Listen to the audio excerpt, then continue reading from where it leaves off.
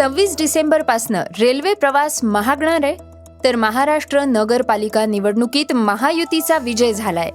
रिक्षा चालकांचा गणवेशावरनं संभ्रम निर्माण झालेला आहे आणि तुमचं आधार कार्ड कुठे वापरलं गेलंय का हे काही मिनिटातच कळणार आहे. बांगलादेशमध्ये भारतीय व्हिसा केंद्र का बंद होत आहेत, तर वैभव सूर्यवंशी पाकिस्तानी खेळाडूंशी भिडलाय. इम्रान हाशमीला गंभीर दुखापत झाली आहे. या बातम्या आपण आजच्या पॉडकास्टमध्ये ऐकणार आहोत. नमस्कार, मी गौरी कुबेर.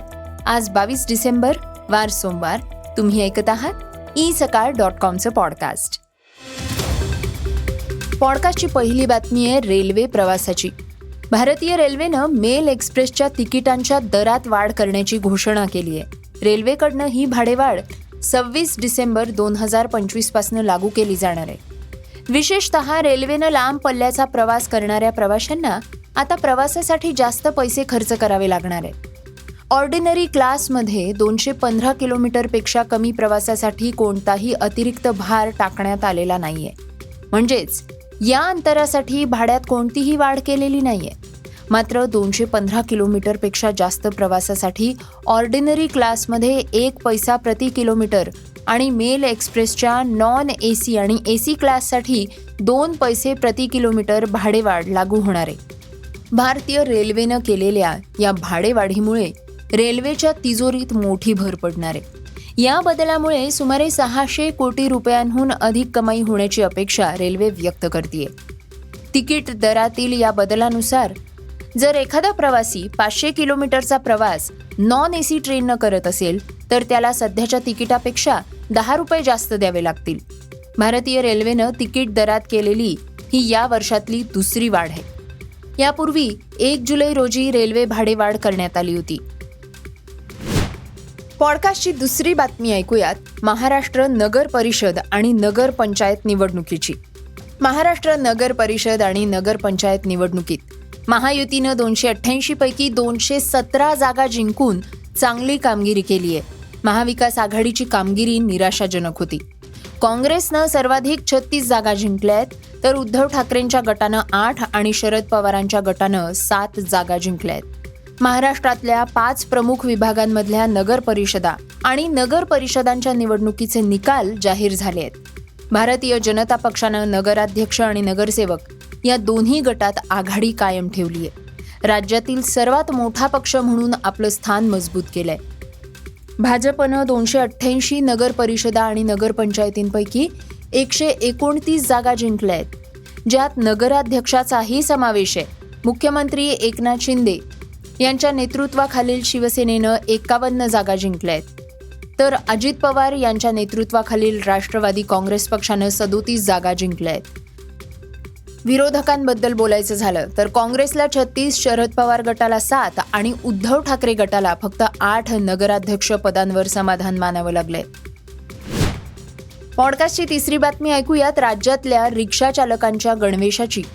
राज्यातील रिक्षा चालकांचा अधिकृत गणवेश नेमका कोणता, यावरून गोंधळाची स्थिती कायम आहे. खाकी गणवेश की पांढरा शर्ट आणि खाकी पॅन्ट याबाबत माहितीचा अधिकार कायद्यानुसार विविध अधिकाऱ्यांनी दिलेल्या परस्पर विरोधी उत्तरांमुळे याबाबतचा संभ्रम अधिक वाढलाय. त्यामुळे रिक्षा चालकांना आर्थिक भुर्दंड सहन करावा लागतोय. हा संभ्रम लवकरच दूर करावा अशी रिक्षा संघटनांनी मागणी केली आहे. रिक्षा चालक संघटनांनी मागितलेल्या माहितीत सहाय्यक परिवहन आयुक्त माधुरी भांबळे यांनी खाकी गणवेश योग्य असल्याचं म्हटलं, तर पुणे उपप्रादेशिक परिवहन अधिकारी स्वप्नील भोसले यांनी माध्यमांना दिलेल्या सूचनेत पांढरा शर्ट आणि खाकी पॅन्ट हा गणवेश स्वीकारावा असं स्पष्ट केलं. याशिवाय सहपरिवहन अधिकारी संदेश चव्हाण यांनी पांढरा गणवेश असा उल्लेख केलाय. गणवेशातील या गोंधळामुळे काही ठिकाणी पोलीस योग्य गणवेश न घातल्याच्या कारणांवरनं चलन काढतायत. त्यामुळे चालकांना अनावश्यक आर्थिक आणि प्रशासनिक त्रास सहन करावा लागतोय, असं रिक्षा चालक आणि मालक संघटनांचं म्हणणं आहे. पॉडकास्टची चौथी बातमी आहे आधार कार्डची. आधार कार्ड फक्त ओळखपत्राचा एक प्रकार राहिलेला नाहीये, तर तो आपली डिजिटल ओळख बनलाय. बँकेचं खातं उघडण्यापासून ते mobile SIM, pension, ration card आणि सरकारी योजना सुरक्षित करण्यापर्यंत सर्वत्र आधारचा वापर केला जातो. आधारशी संबंधित फसवणुकीच्या घटनांमध्ये झपाट्यानं वाढ होते. बऱ्याचदा आपल्या नकळत आधार क्रमांकाचा गैरवापर केला जातोय. जर आपण वेळेत आधार कुठे वापरलाय हे ओळखू शकलो तर मोठं नुकसान टाळता येईल. आणि म्हणूनच आधार प्रमाणीकरण इतिहास तपासणं अत्यंत महत्त्वाचं झालेलं आहे. पूर्वी लोकांना आधार माहिती पाहण्यासाठी वेबसाईट किंवा आधार ॲपला भेट द्यावी लागत असे, जे अनेकांसाठी थोडं कठीण होतं. आता सरकारनं एक नवीन आधार ॲप आणलेलं आहे, ज्यामुळे हे काम पूर्वीपेक्षा सोपं झालंय.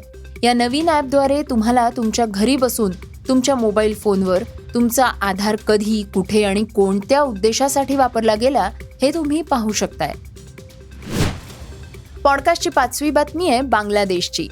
बांगलादेशातील 2ऱ्या क्रमांकाचं सगळ्यात मोठं शहर असलेल्या चितगावमध्ये भारतानं सर्व भारतीय व्हिसा संबंधित सेवा अनिश्चित काळासाठी बंद केल्या आहेत.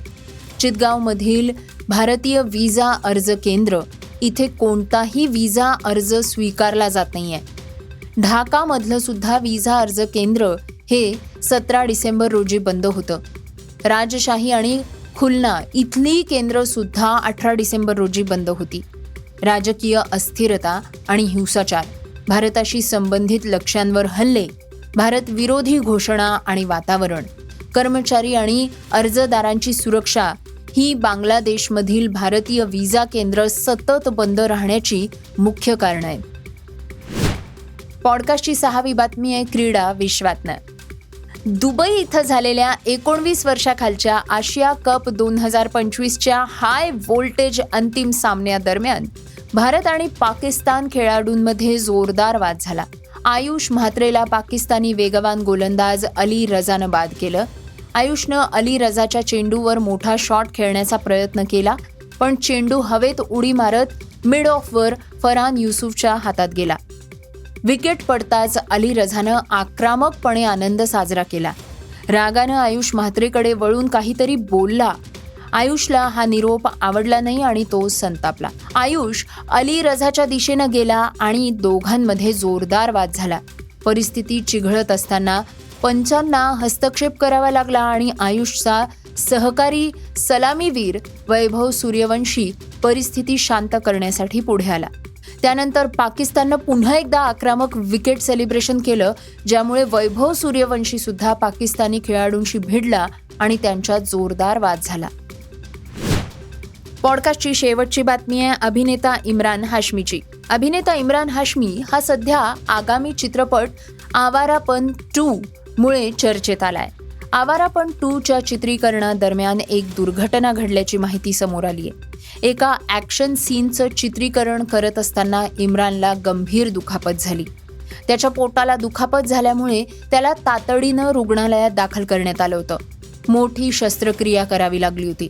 आता शस्त्रक्रिया पूर्ण झाली आहे. महत्त्वाची बाब म्हणजे शस्त्रक्रियेनंतरही त्यानं चित्रीकरण पूर्णपणे थांबवलं नाही. सध्या राजस्थानमध्ये सुरू असलेल्या शूटिंग दरम्यान तो डॉक्टरांच्या सतत देखरेखीखाली काम करतोय. त्याच्या आरोग्याला प्राधान्य देत ॲक्शन सीन मर्यादित ठेवण्यात आले आहेत. शूटिंगच्या वेळापत्रकातही आवश्यक बदल करण्यात आले आहेत, जेणेकरून कामावर फारसा परिणाम होणार नाही. हे होतं isakal.comचं पॉडकास्ट, अर्थात सकाळचं पॉडकास्ट. हे पॉडकास्ट तुम्हाला कसं वाटलं आम्हाला नक्की कळवा. याला रेटिंग द्या आणि इतरांना सुद्धा रेकमेंड करा. तर आपण आता उद्या पुन्हा भेटूयात. धन्यवाद.